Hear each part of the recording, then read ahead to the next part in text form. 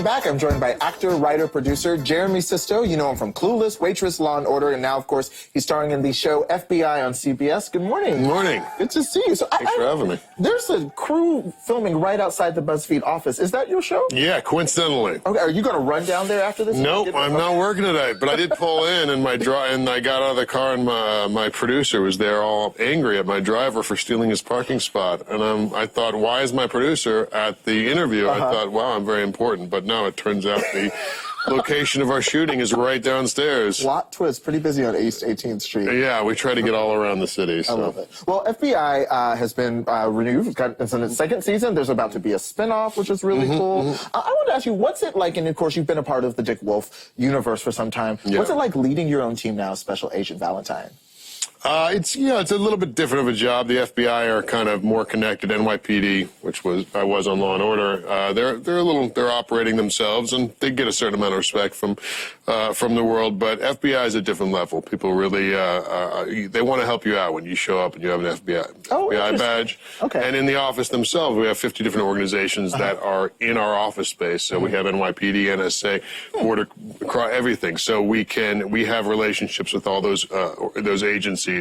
And so the connectivity of our crime-fighting ability is beyond anything that the NYPD has. Oh, wow. A lot more levers to be able to pull. Yeah. So I was looking at tweets for the show. People love to live tweet FBI when it's on. And then I saw a hashtag that I have to ask you about. Go. Jeremy's pencil. Right, yeah. What's going on? Jeremy's pencil. It's a big part of my character. Is it just Valentine always? I started with a pencil in the pilot. I liked the idea of it, and then people made fun of me, and then eventually it caught on, and now that it's a whole thing, I'm learning some pencil tricks. I'm trying to figure out some. You haven't hurt yourself yet. I haven't hurt myself yet. I'm not quite good enough. Right now it's a very slow twirl, so I don't use it very often. Second season I'm going to come in strong with the pencil. Flip pulling out my ear.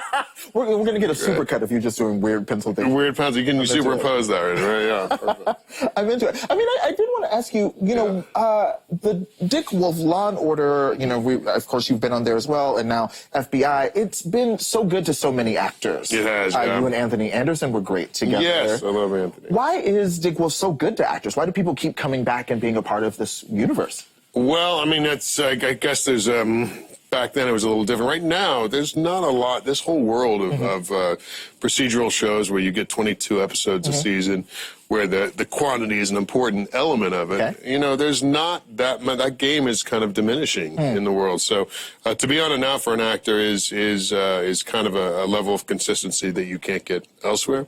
But I think the thing about actors and Dick Wolf is he has really employed and helped theater actors in New York survive for 25 years. So there's people that could not survive as an actor out here, theater actors, if there weren't their, yearly episode of Law and Order that gets them through the year. So the fact that FBI is kind of trying to bring that back, he's got a new franchise that's trying to bring that world back, because Law and Order, there's only one left. And so so it's fun to be on at the beginning of kind of his effort to create a whole franchise. That's really cool. I also didn't realize, wait, one episode could maybe help cover bills for an entire year? Well, I mean, it depends on where the union is, but yeah, in the 90s, 2000s, I feel like that was how it went, yeah. Oh, okay. Also, you could live in New York for a lot less than you can live now.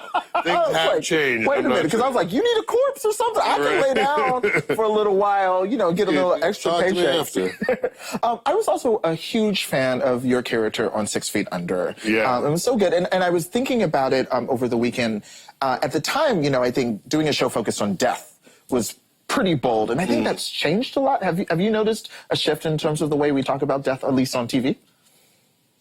I would say that there's an element to this next generation of people that seems to want to talk about how good things are, how alive they are, and kind of there's an active, at least back when 6 Feet Under started, there was a real craving from a lot of the people I knew to talk about this thing, death, and to talk about the darker sides of life, the things that make it difficult to kind of figure out how to survive in this as a human being. And right now there does seem to be an element of a generation of people who want to put out this sense of like, look how great everything is, and look how happy I am and how happy you can be too. And as an artist, that's just not where I came from. I came from like, I want to be the person that kind of lets people know that I understand how hard it is to exist and to like connect to that. And that's where you know, that's the people, Marlon Brando, James Dean, these kind of actors that were brooding and kind of connected. A lot of that is looked at now as sort of a overindulgence. And I hadn't thought about it that way before. I mean, maybe that's not right, but that's how I see it. Yeah. Fair. Well, also, I have to ask about Clueless as well. Sure.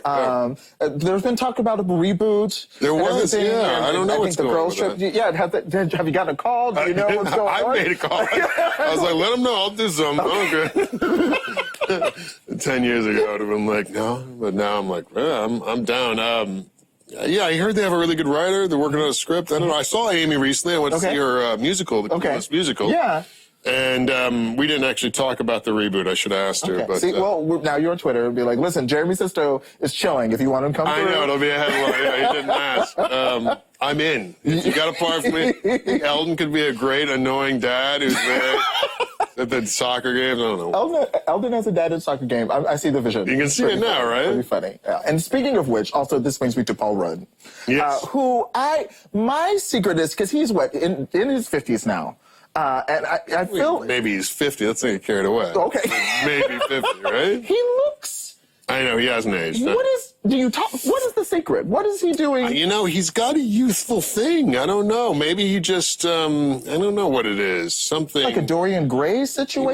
He might have made a deal, but I just feel like maybe some people's face, when they work, it doesn't wrinkle, it doesn't, so it just kind of stays the same. Right. You know, I think, I don't know, I think he does have a youthful thing about him, and it's funny, as you get older, you kind of look around at all the other people that you know your age and see how people are aging. Yeah. You never know. Some people age really well. Right. They're like, oh, you were always supposed to be this age. Other people, You're like, doesn't you work. were born to be 40? Yeah.